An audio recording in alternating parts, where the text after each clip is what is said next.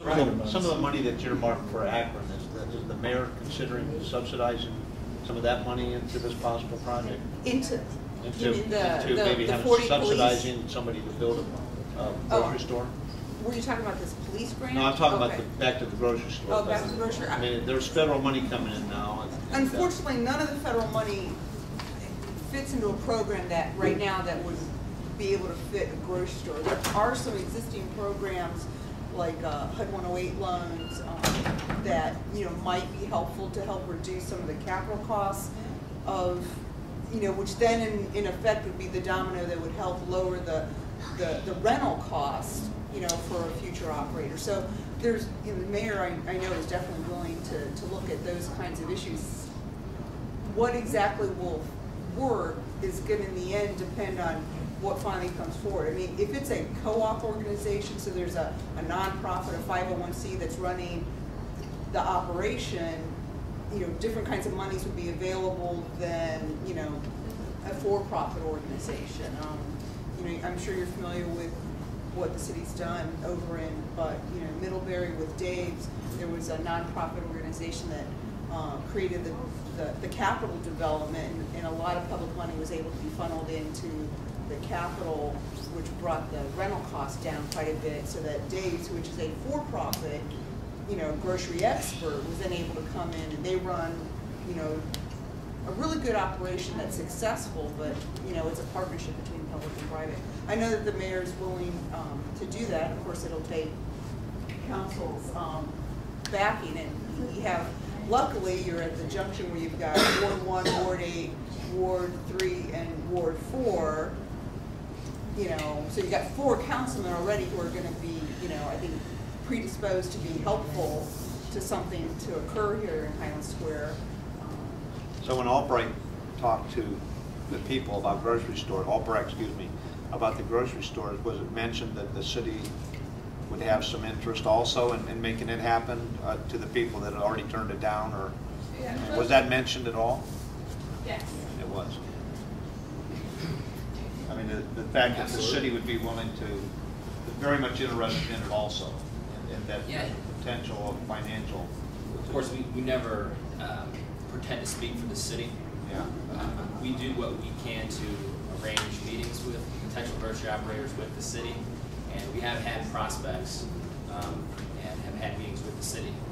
And unfortunately, we haven't really ever been able to get somebody to get to the point where let's really talk negotiation. This is really what the operator would say was, this is what I really need as far as your subsidy. This is what I really need for you as a square footage, rental. We've here's some ideas, and then the ideas are like, well, I don't really like that, and then really hasn't been able to go anywhere else from there. So, what about if you met with the people together? Yeah. We have. Yeah. Okay. Yeah, we have. Okay. Absolutely. That's what I'm trying to say. To make sure that everyone knows the interest is there, the community and from the company. Yeah. To make it happen. It's all a financial situation on their part. It is, and really part of it is colossally bad timing. I mean, this could not be the worst. We couldn't possibly pick a worse time to try to start a business. Right.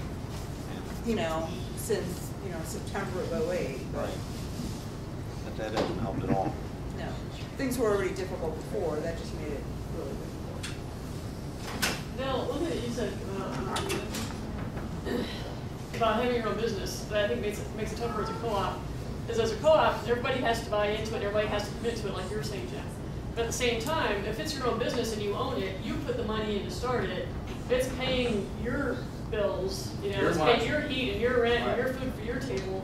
So you're really dedicated to it. But if it's a co-op and you're doing it because you care about the community and the kindness of your heart, there's going to be times when you come before the community and the kindness of your heart to everybody else. And that's why I think that people don't, people are idealistic, and that's fantastic, but I think that they're not, when they talk about the co-op, they don't necessarily see that reality that is definitely going to hit. So that's a tough thing to face. Well, everybody has stress in their life, but until they step out and add a little bit of stress, they have no idea how much they're adding. Because you make a commitment like that, you make it to the community. And like this gentleman said here, that can fall apart so fast. You become, being the owner, the store owner. You are the storekeeper. So I think that's an important key.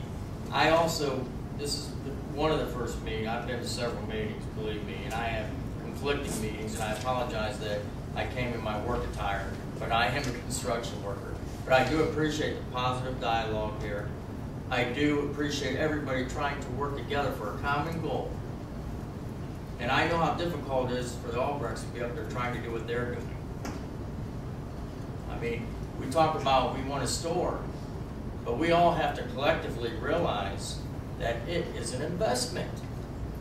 Not just for the people in this community, but for the people that are putting this building up. That's the front load of all this.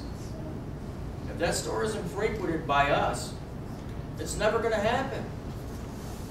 And we could sit here till we're blue in the face and throw darts because we thought we were going to get a store here. But I really do appreciate what I'm seeing here. Everybody collectively working toward a common goal, a store. And not pointing fingers.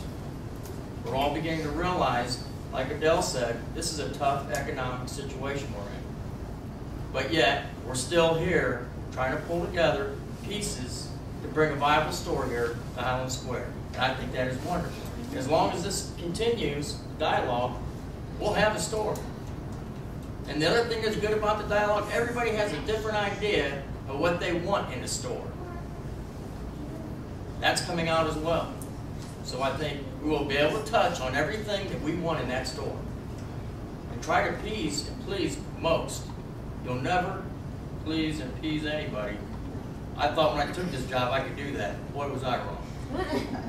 I can't do that. So, and I'm going to ask all of you not to expect that.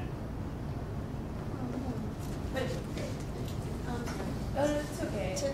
I just said to piggyback, he's gone now, but he was mentioning deli, and I saw there was 3 older women here who just recently left who were shaking their head like absolutely not. And it occurred to me, like, all of us, we eat and cook differently. So for him, a deli was like perfect because I'm guessing he doesn't do a lot of cooking.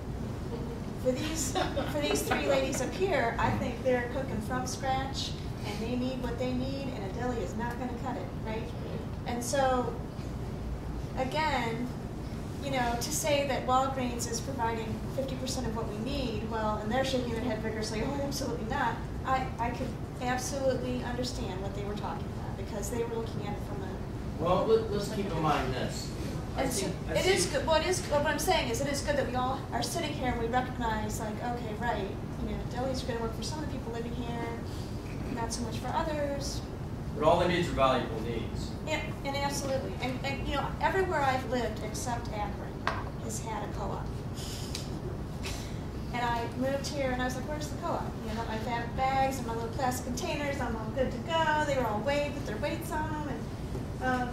And I was laughed at. They were like, maybe you should go to the mustard seed. That's probably more your style, right? But the mustard seed is very expensive and it's not really a co-op. So, you know, and I understood when I lived in places with co-ops that this is a community effort, right? So if I'm signing up to be a member, if I'm not willing to put money into it, then I better be willing to put time into it and volunteer if I want to get that discount and make it worth my while. And I think there are a good portion of Highland Squareers who would appreciate that from both the environmental perspective and the community perspective, but I think there's a lot of Highland Squareers that are not down with the co-op because that's not the way they live. So, well, I don't know. And I don't know where the middle ground is. I mean, if I had a business degree and I had venture capital, hell, I'd start the co-op, you know? But